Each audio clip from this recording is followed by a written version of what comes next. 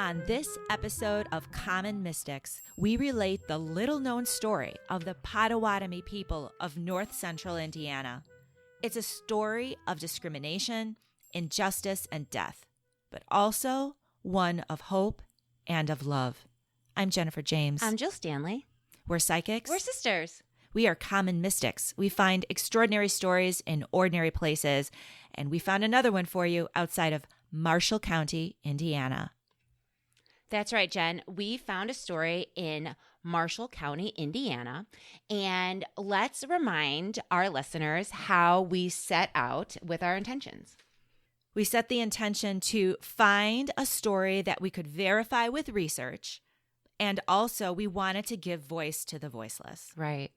This day particularly was a little different, as you're going to hear. We left South Bend, Indiana, and we were headed southwest.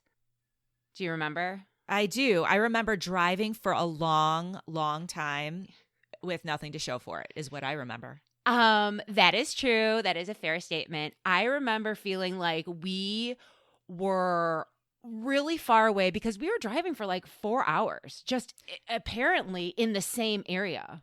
The other thing that was unusual about this adventure was that you had no idea where you were. Right. So we turned off the GPS. We didn't have any markers to show where we were driving. We just knew we were driving for hours in the dark, just being led by our psychic impressions.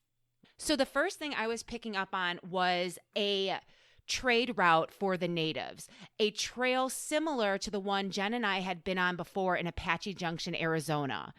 It was a windy road. It was obvious that a modern engineer didn't construct this road. It was a road created to utilize by natives at the time. Right. So you were picking up on an experience you and I had driving on the historic Apache Trail route in Arizona.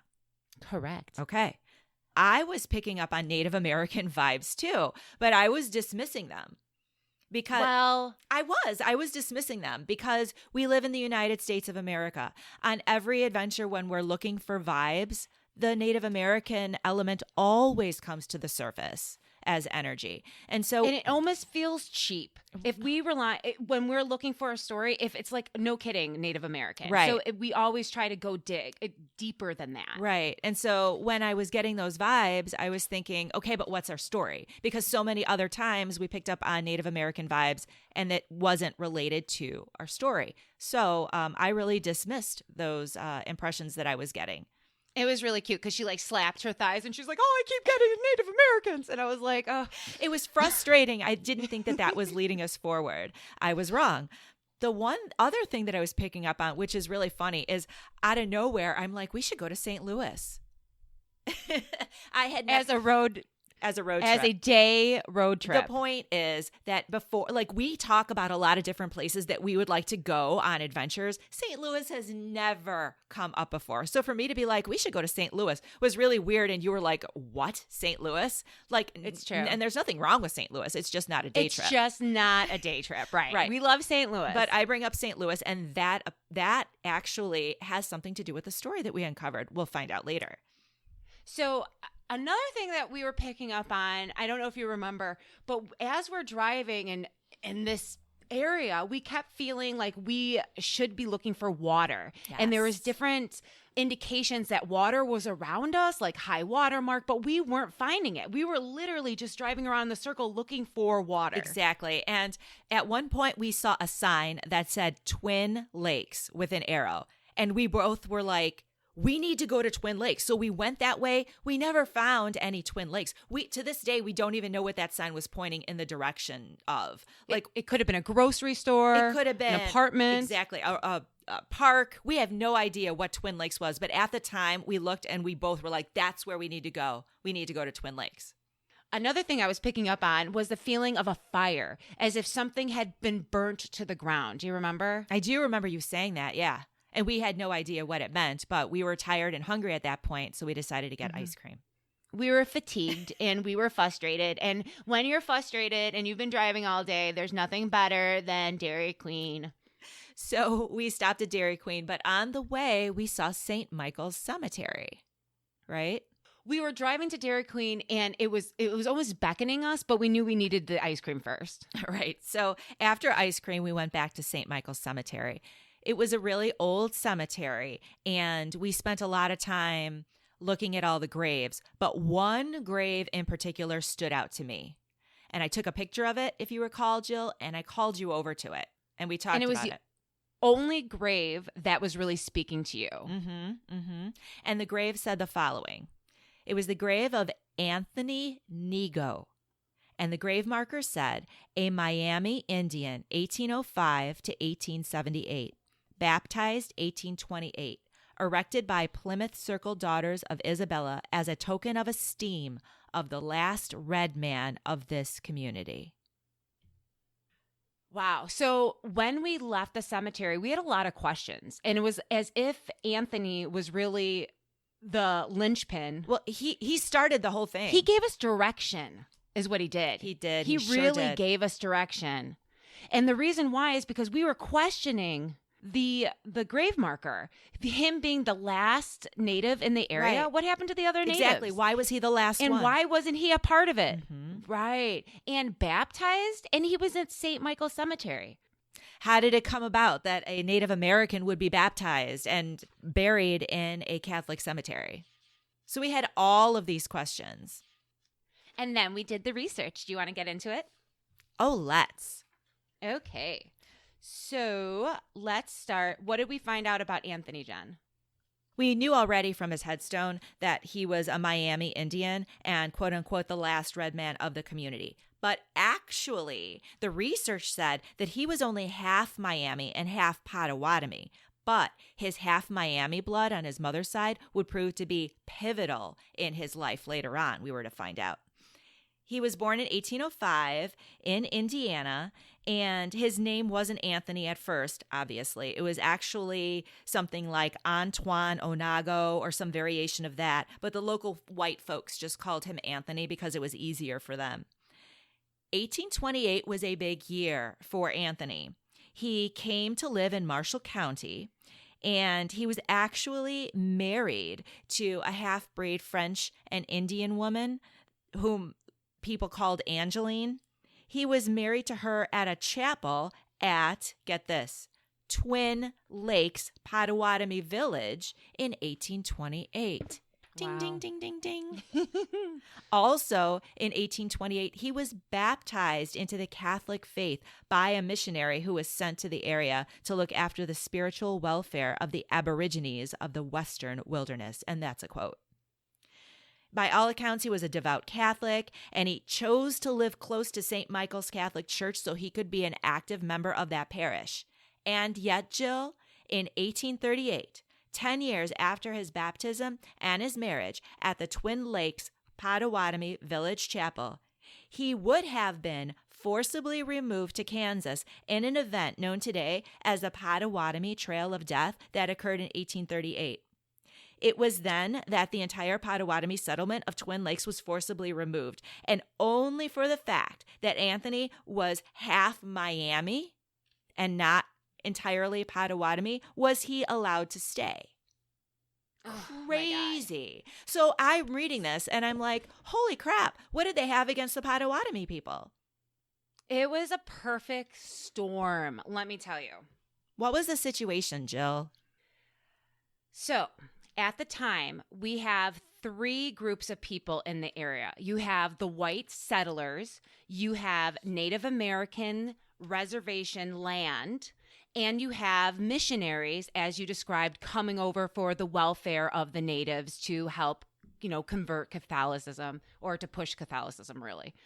So at the time, there was a series of treaties happening between the United States government and the natives of the land.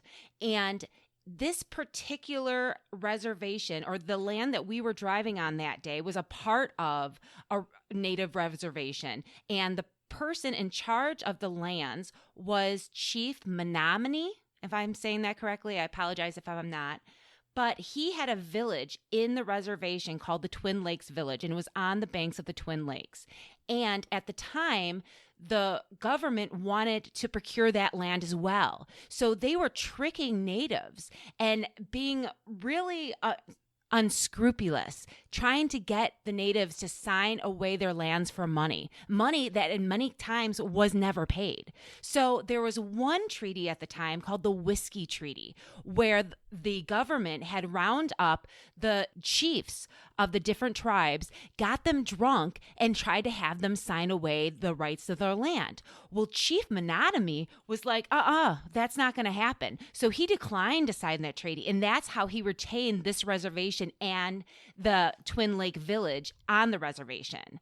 So at this time, there were squatters coming onto the reservation.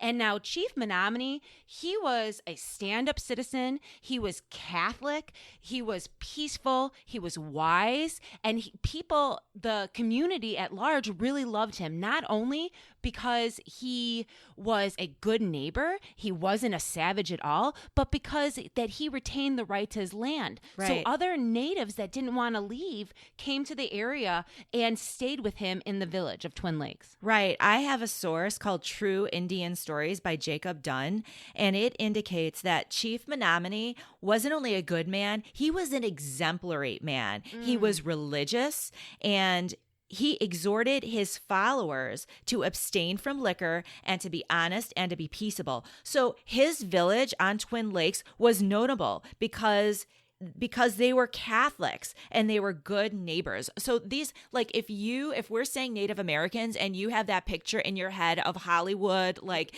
Indians, right, and scalpers, this is not what we're talking about. We're talking about people who were living in a community that they believed was theirs.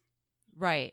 So at the time, like I was saying, a lot of natives came to live with Chief Menominee at Twin Lakes because he had such a great reputation. It was peaceful, and those lands were still in the Native Americans' care. So at the time, there was white settlers trying to live on the reservation, squatting there. And so the chief, and it was hard for him to do, contacted the governor of Indiana and said, "Sir, please look into people squatting on our reservation." And so the governor did look into it. And as a plot twist, it was not the squatters that the government decided to remove, but unfortunately, Chief Menominee's and his tribe. Well, you know what, Jill? There was a precipitating event by one of the squatters that I'll share with you here. Tell me. There was a Mr. Waters, who is a white man, who had settled on the reservation without authority. So basically, he was a squatter. Now, he desired the Indians to leave so he could preempt 160 acres of the reservation land for himself under a law that was recently enacted by Congress. I don't know the details, but the point was the judge who looked into it, the Honorable McDonald, found that it was Mr. Waters who was the disturbing element here. He worked up a disturbance so that the government would be compelled to remove the Indians. He said that Indians came to his door at night, chopped down his door, and threatened his life. Now, this account of this event is completely contrary to everything else that the people in the area, including the missionaries, were saying about this group of people. But nevertheless, because this was said, it followed that about 10 to 12 of the Indian cabins were burned as a result. And now you have a situation where there's violence. So the government comes in and makes a decision about what to do. And by the way, I also want to say, Jill, that I am using the word Indians, and I know it's not politically correct today. And the reason I am is because in a lot of cases, I'm using direct quotes from old sources. So I apologize if anyone is offended by the term. I don't use it to cause offense, but I just want to say that I'm using old sources. She understands. It's just she's making quotes from the book. So the governor of Indiana is like, no, you guys need to leave. So the governor had assigned the task of rounding up the Potawatomis to a General John Tipton. So now Tipton wrote orders and letters regarding his plans to capture the Potawatomis, and he invited them to meet at the Potawatomi Chapel at Twin Lakes, where he rounded them up, locked them in, and tricked them and said, you guys are going to be leaving in a couple days, so get your stuff together, and took Chief Menominee prisoner. Right. And it's so unscrupulous here because he really tricked them. They thought that they were having a council meeting. It was a complete ruse. And one of the missionaries, Father Petit, at the time, he was appalled at the behavior. Not only that, Jill, but Tipton and the militia, they fired shots and they burned their crops and completely destroyed the village so that there would be nothing left, no village left for them to come back to. It was said when Chief Menominee objected for his people, they tied him up like a dog and imprisoned him. It's heartbreaking.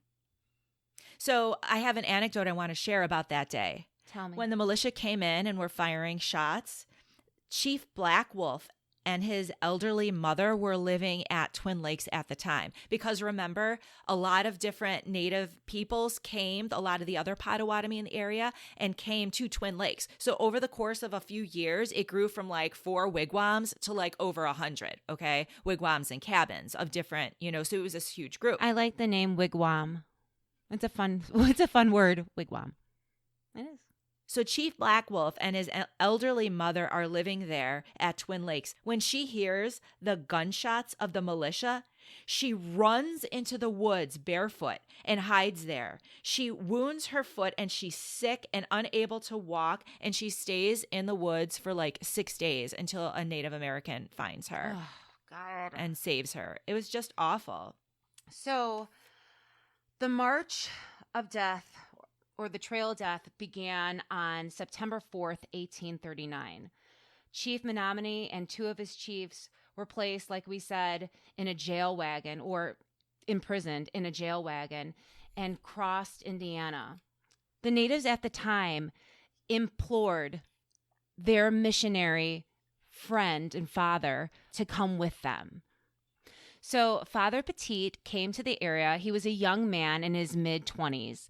And he loved the natives so much as his own flock.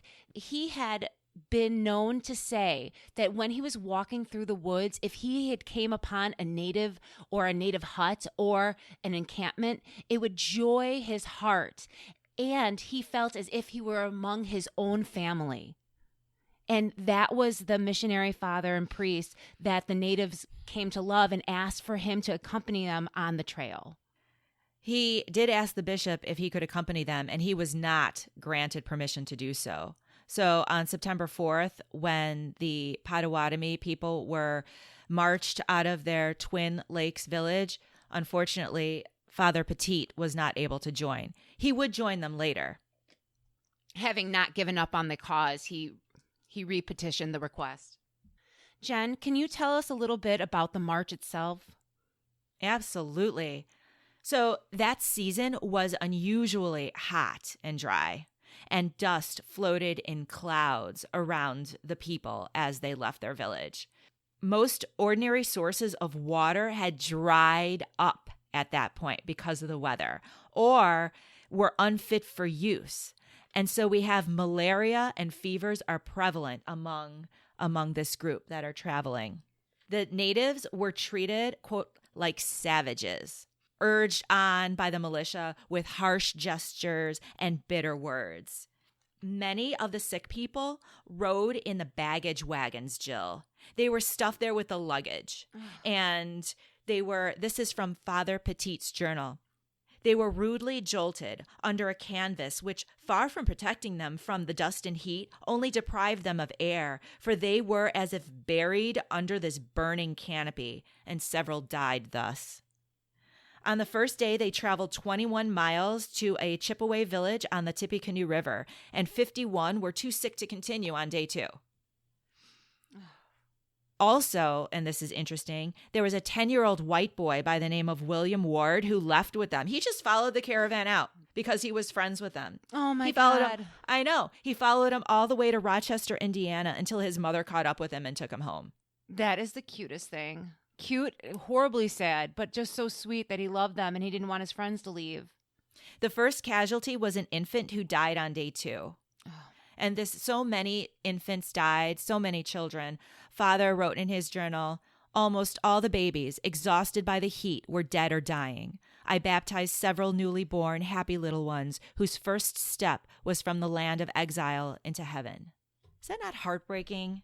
I just can't. Oh, so a trail of the sick and elderly, Jill, were left along the way, all the way through Indiana, because at every stop, some were too sick to continue. And so you've got people who are leaving their mothers, their wives, their children behind because they couldn't continue, with the understanding that, oh, they'd either die or they'd catch up later. It was awful. So families are being separated by this terrible march.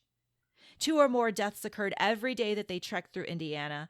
And their last encampment was on the Illinois-Indiana state line. And there, the water was so filthy and unhealthy that it was pretty much useless to them.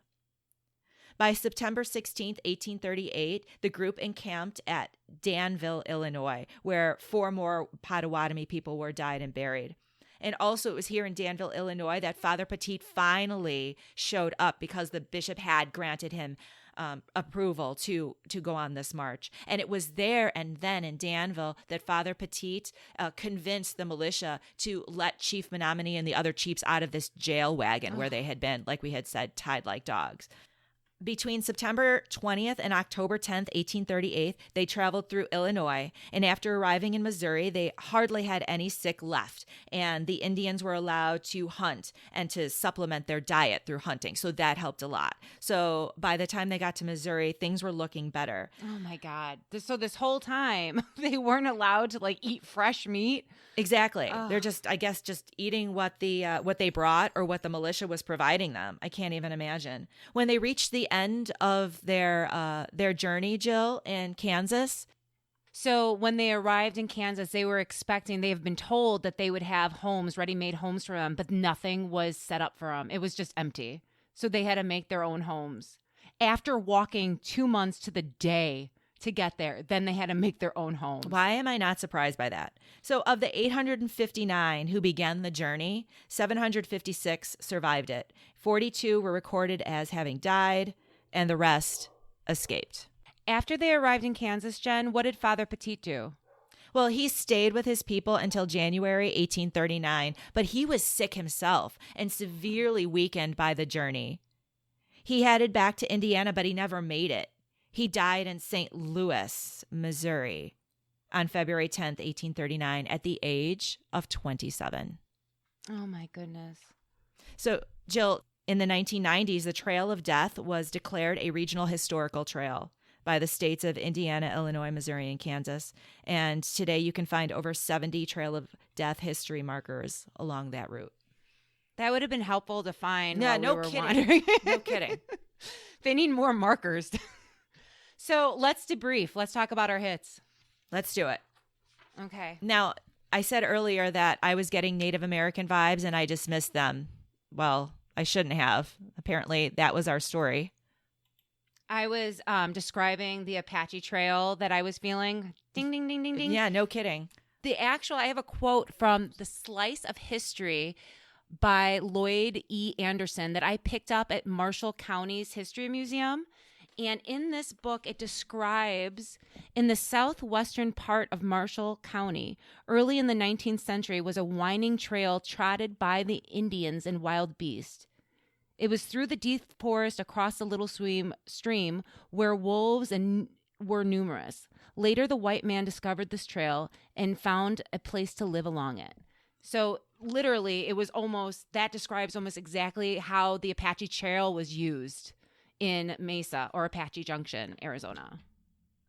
So what you just read was about the trail that the natives used in Marshall County, which mirrors exactly the trail that we were driving on in Arizona. Right. And there's also a parallel there between the actual Trail of Death, which is another trail of natives. Yeah. So I think that checks out on different levels. Yeah, it's a good metaphor. Right. And let's not forget, Jill, that when we were driving, meandering around back and forth, we were driving on the reservation lands. I know. Right? We were not driving 4 hours in a big circle because we never really got far. You know what else is weird about that? That we were looking for the water just like the natives. They were looking for water when they were on their march, and the water was out of reach. Oh my gosh, that is nuts. That's crazy. obviously, when we saw that Twin Lakes sign and we wanted to get to it and couldn't, Twin Lakes, we were both attracted to that sign, and it turns out that was the name of the settlement. And it was the beginning of the Trail of Death. Oh, and St. Louis, Missouri. When I bring up St. Louis, Missouri out of the blue, well, Father Petit died in St. Louis, Missouri and was buried there for a time. So that totally checks out. Crazy. What about the fire? The grounds that we were driving on for hours had been burned by the militia. They literally burned their crops and destroyed the village. So yeah, that checks out too. And obviously how you honed in on Anthony's grave. Oh my gosh, let's talk about that for a minute. Anthony really led us to this story. He did. If we didn't go to Dairy Queen, see, being a fatso is helpful. If we didn't go to Dairy Queen, we would have never saw that cemetery because we weren't looking for the cemetery. We were going to look for ice cream. Right. Anthony opened the door to us to start asking the questions about the Native people who lived in the area, why they were forced to leave, and how it was that some of them were baptized. Right. Absolutely. You know, it was Father Petit that baptized Anthony. Is that right? Mm-hmm.